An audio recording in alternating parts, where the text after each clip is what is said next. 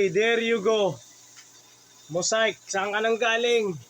Nako, talaga naman to, oh. Talaga, Mosaic.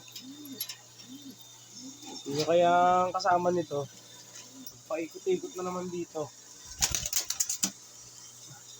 Ay, Mosaic. Ano? Ang galing. Pinag-alala mo ako mabuti. Akala ko pa naman na wala ka na. O talaga, oh. Talaga. Talaga, Mosaic.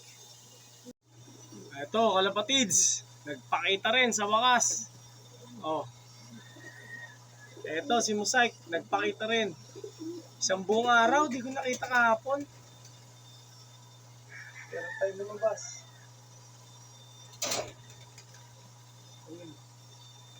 Si Papap nasa labas pa, nag-iisa. Ito, si Mosaic, kalapatids. Kasi nga, inahabol ko siyang makakuha. Kasi naka-leg band siya ng CFL. Oh. Hindi ka mag-iisip niyan, 5 hash yan. Pabayaran natin to sa club. Bali 12,500. Oh. Hindi ka na mag-isip nun. Wala tayo, hindi pa siya nalipad, talo na kami. Oh, di ba? Oh, galing lang si Daddy Tuton sa tindahan. Dito lang inuwi ko rito para lang makita siya. Eto na. Salamat naman. Buti hindi nagpahuli. Sa tingin ko nagpaikot-ikot to kung saan-saan. Oh. Kaya kalapatids, oh. Gutom na gutom. Sa isang buong araw niyang lipad. Ay, talaga naman. Ito. Naku, buti na lang. Ayan, ako. Talaga to. Ayan, diyan ka na muna. Mukhang kalokohan. Nag-isip mo ako. Kung saan ka na nagpunta. Napaisip tuloy ako eh. Buti na lang, nakauwi siya. Kung napulot lang siya ng bata, kawawa naman siya. Di po ba? Ayan, kalapatids. Tinago natin 3. May 3 na tayong nahuli para sa double cage. Para sa pag-iwas sa pag-atake ng daga. Hindi pa tayo sa kabila, kalapatids. Yung naman natin kukulong. Ito. Buti na lang, nakauwi pa si Mosaic. Kung hindi, paano naman? Talo na agad tayo ng isang singsing. Ayan, kalapatids. Ito, matigas ang ulo, si Papap. Ang ibon ni Boss Jeff Carlos. Ayan, oh. Gabi na, nasa trapdoor pa, oh. Ayan, hindi pa napasok. Hindi pa alam kung paano ko hulihin to. Pero unahin ko munang iakit yung mga sisiw natin. Kasi dumidilim na. 6:35 na ngayon. Paano naman tayo? Pag hindi natin nahuli, tirahin naman ng daga. Ang dami nating kalaban tuwing tag-ulan, kalapatids.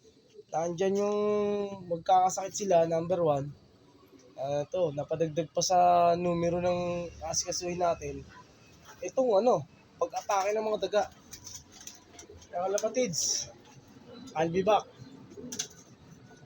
Kaya kalapatids, bigyan natin sila ng kalapatids na breeder mix para sa kanila.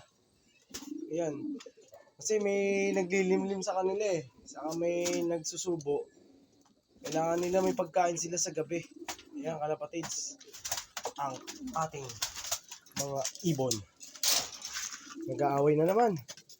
Eto naman ngayon, nag-aaway. Si Hayden, kaaway si Bertang. Sana naman magkaintindihan na to si Totoy Guapo sa si Hayden. Kasi may nangyaring di maganda kay Alphonse. Nag-going light po si Alphonse. Hindi ko na ipinakita sa inyo. Kalapatids. Ito ating ibon si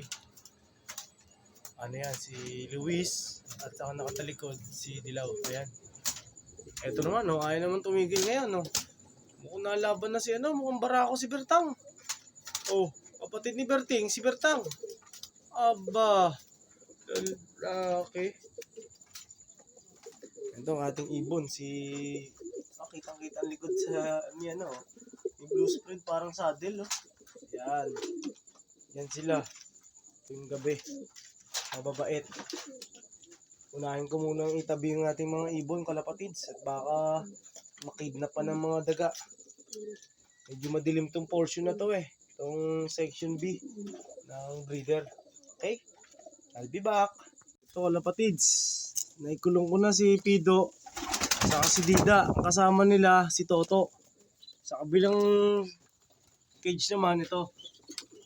Ang magkapatid na Duncheck at Blackcheck kasama si Mazda. Ayan. Madilim talaga tong area na to. Ito nga pala si Cute. May itlog na siya. Ito, sana mangitlog na tong dalawa na to para pwede ko na alpasan ko si Red Red. Para matraining ko na. Mukhang nagkakaunawaan na si si Hayden saka si Totoy Guapo. Sana magkaintindihan sila. Tingnan natin ito si Stitch. Ayan, ang bait ni Stitch talaga. Uy, dalawa na. Okay. After nyan, babaklas ko na siya. Ito, si nasa labas pa rin si Papa.